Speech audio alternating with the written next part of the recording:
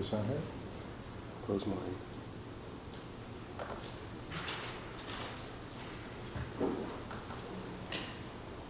Okay, let's see what the slideshow. No, it doesn't look that way. I don't know. But it won't advance. There we go. Try to advance. All right. So thank you all for making the time to be here. I couldn't be more excited about this event and this, what I really think is a unique moment in time in our industry. When I was describing this to some of you and talking about this event today, I think we are at a unique moment because as an industry, health is far enough along to understand some of the process inconsistencies that are out there and the need to start to improve our ability to consistently deliver high quality care and the role of process consistency and getting that into the systems that support us. But we're not so far along that we've worked around the problem or there's an incumbent answer or a legacy solution that is dated. So we're at that moment in time where we can really make a huge difference. So I'm with Veterans Health Administration as part of the Office of Knowledge-Based Systems and look after our standards engagement. So OMG is one of the communities that we participate in, but I'm going to try to wear a bit of a provider hat. I'm not a clinician, so and I won't try to play one on TV, but we've got several throughout the day on the program that will be able to bring that perspective. So with that, let me start with, of course. Oh. All right. So the disclaimers. So yes, I'm with VHA. These are not policy assertions. I'm not speaking officially on behalf of the agency. That said, I'm trying to represent in good faith. But if there's something official, it would always be in writing. So with that, I don't have any conflicts of interest apart from an appointment at the University of Utah.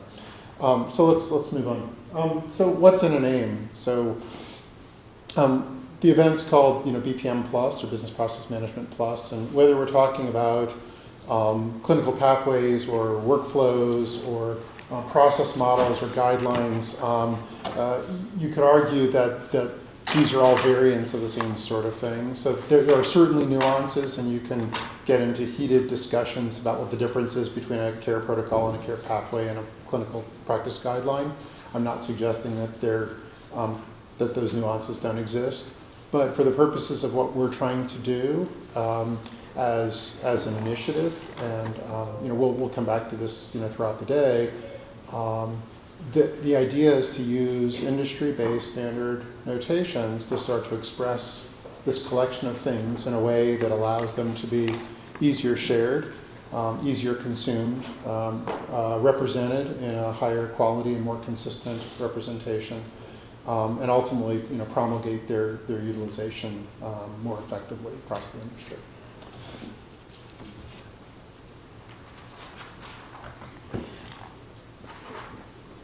Sorry, what's happening on my screen is not what's happening on your screen. So,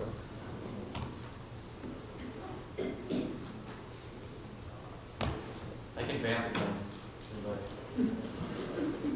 Meg, this is not workable.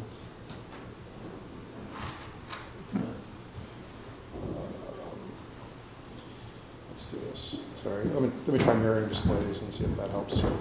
Close all the presentations for yours. Well, but I think the mirroring displays is. Anyone remind me how to do that? Click right on there, That's what I just did. and then you screen resolution. Screen resolution? Yeah. And then come down here and you want to mirror. Oh, there it is. That's what I want. Duplicate. Are you okay? It's, Will be. We think. It's showing different things for me and the audience, and it's not advancing. Yeah, much better. Keep these changes. Thank you. Okay. All right. Voila. There we go. Sorry. Okay, so there are commonalities among this universe of things. So there's disagreements and inconsistencies within a recommendation. So we found in some work, and we'll hear more about that even within existing published guidelines, there are these inconsistencies. And obviously that's going to have implications not just on patient care, but in the adoption of the guideline. We've got logical inconsistencies in the guideline. We've got gaps. So when you use natural language in a guideline that's coming out this thick, it's not surprising that you've got inconsistencies and gaps across that. And one of the benefits of formally expressing these things in languages and models that are rigorous is those things come out, and you start to derive that. There's disagreement on terms and how things are represented. So, how even how you refer to something throughout a guideline isn't necessarily consistent. So we can do better as an industry. We can do better, and that's not taking a shot at the really good work that's out there. I think we've done some tremendous activity. The professional societies are advancing their individual respective specialties. And putting out the guidance that's essential for quality care. But in terms of the tools that have been used, we've got a better tool set that's available. And part of what today is about, and this launch of this BBM Plus initiative is to bring the practice into a line with the capability of the underpinnings. So this presents opportunities to realize the industry potential through enhanced efficiency, consistency, and quality. So from a VA point of view, we've got, I don't know the exact accurate numbers, no one can correct me, but roughly 1,600 points of care. So what confidence do we have that a patient is getting the same quality care at each of those points of care? And the next speaker will be able to talk to that much better than I. To make pathways shareable. So it's not just about what we do intra-institutionally, but for instance, we've got protocols that were developed over years, in concert with DOD around traumatic brain injury and other things. Those are public goods, and we're happy to share those out, but that historically has been difficult. How do we do that in such a way that the Innova Health Center just down the road could pick that up and use that easily? That's not easily done today. There's a really compelling need to keep current with what the state of the practice is. So if it takes us 18 months or 2 years to adopt a new guideline, how many patients are adversely affected during that transition period? So what we really want to do is drive out the technical latency so that as soon as the functional community is comfortable that the guideline does what it says it's going to do and it's going to better meet the needs of our patients, let's go live with it. We want to empower the clinical community to not have this hard dependency on the developers, right? So we want the clinical community to be able to express their needs directly, and then for us to be able to consume those things more directly than we can do today. And ultimately, really what today is about and the event is about is building an ecosystem. So how do we come together as a community, share styles, share approaches? How do you solve this thorny problem? And instead of every organization doing it differently, let's figure out a common sheet of music, a common notation to do that. And then once we're using that common set of rules, we can each apply those rules to our specific organizational or disciplinary needs. When we look at business process modeling, there's kind of three levels. So the basic level is, and this is something that's achievable today, instead of using paper, digital paper, as requirements, we can use these formal models as a better expression of requirements. So when I go to do my testing, my evaluation, everything else, even if I'm not using these models at a higher order, I've got something clear that I can validate, are we doing what we said we wanted? And there are simulation tools out there that let us actually walk some of this stuff.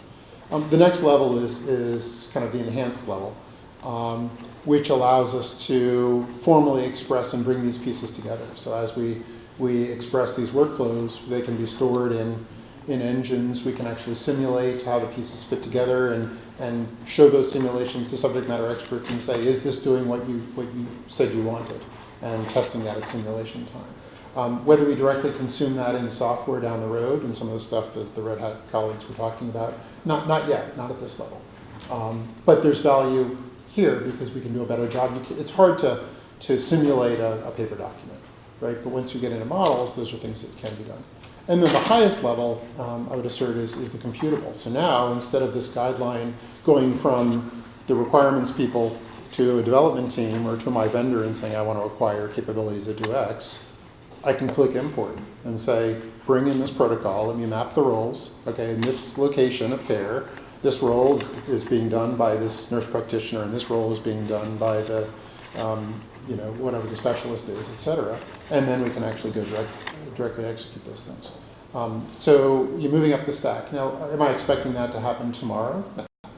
But I don't think it's 10 years off either. I think it's much closer to that, and we'll see some examples of that today. So what does interoperability look like today?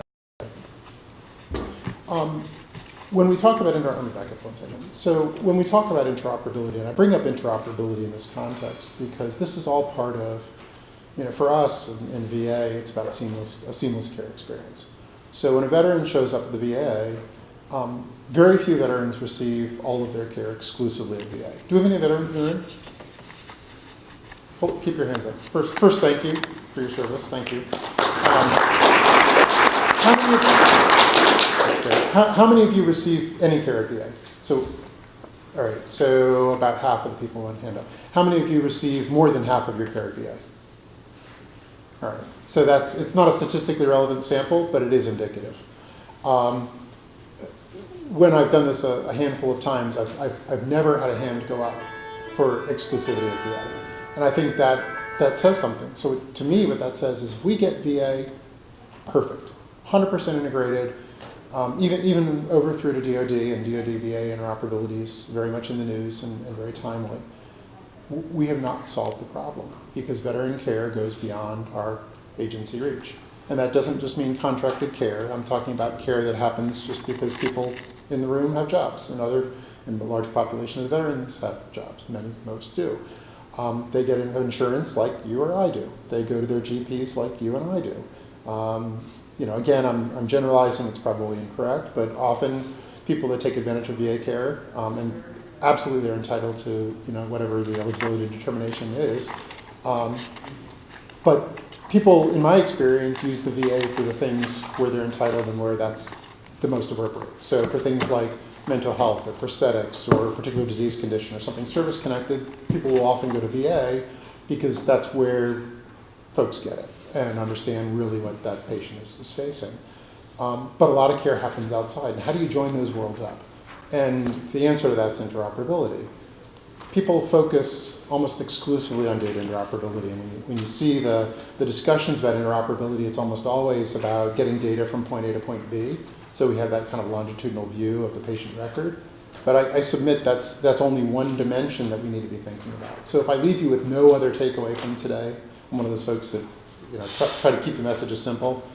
Interoperability is about more than just the data. So the data is a piece of it, and exchanging records, and whether it's this acronym soup, whether HAEs or CCDA, and we can get into all that stuff, and the roll of fire and so on. Those are all ultimately protocols about getting data from point A to point B. And it's essential, it's very important. I'm not trying to deprecate the importance of that. But it's one dimension.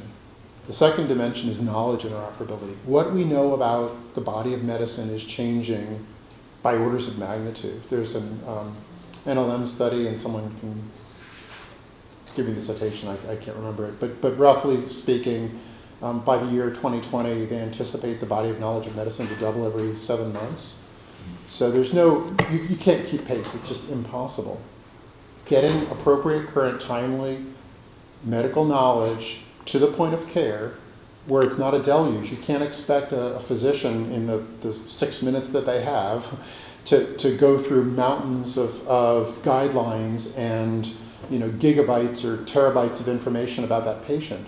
We need to surface timely, important, relevant stuff at the point of care in a way that it can be consumed and apply to best practice.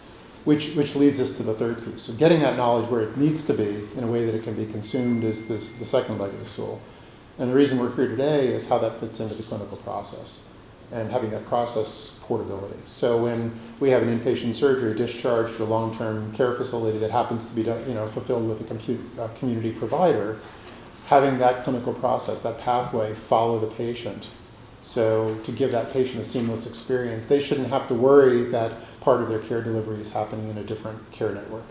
Okay, it's still part of their recovery, and what they need to worry about is their recovery and not who happens to be helping them with that. So I think that's kind of a key element, and if I leave you with nothing else from today, I think that's a takeaway. So to kind of bring it home, and really to set the stage for today and our next speaker, I think we're at that point in time where we have the perfect storm.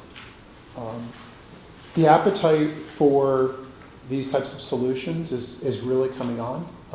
VA had a really large kiosk presence at HIMSS, and we had 3 days of steady stream of traffic. So, by commercial standards, it wasn't like we got thousands and thousands of people. To me, the part that was really exciting is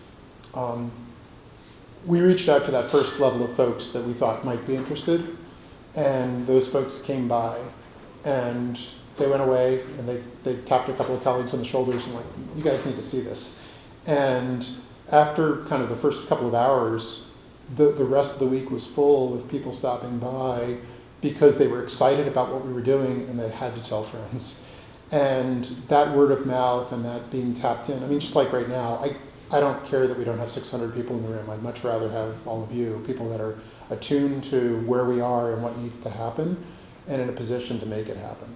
So we can't afford not to act. And if we miss this window, it could be decades in the undoing if we can even achieve it then. So I think it's not going to happen on its own, but I think working together, we have a tremendous opportunity to really take this to the next level, and that's what the agenda today is about. So with that as a stage setting, what I'd like to do is turn the podium over to Hassan Shanawani, who is with the VA Office of Patient Safety, and he can give you a little bit more business grounding. And I'm not a clinician, but he is a member of the club. So let me pass the baton, and thank you all for being here.